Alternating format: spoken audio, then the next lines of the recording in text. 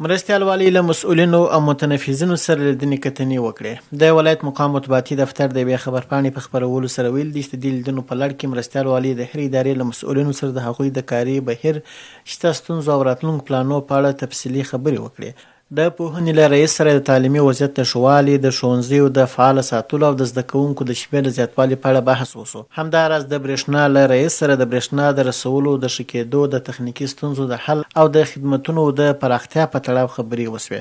د عامې روغتیا مرستیال د روغتیايي خدمتونو د کیفیت د لوړولو، د درملو د کمښت او د روغتیايي پرسونل د اړتیاو په اړه خپل معلومات شریک کړه، چې مرستیال والي د ستونزو د حل په موخه د همکارۍ ډاډ ورکړ. د محبس له مسؤل سره د بندیانو د وضعیت، د اصلاح او روزنې پروګرامونو او د امنیتي تدابیرو په تړاو خبرې اترې ترسره شوې.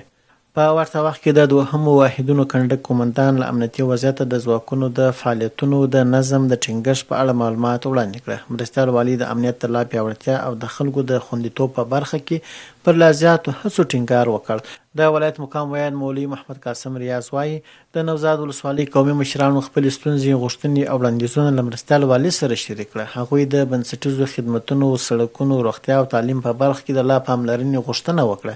مرستیال والي د هغوی خبرې واورېدې او ژمنه یې وکړه چې اړوند ادارو سره به د ستونزو د حل لپاره لازم اقدامات ترسره کړي.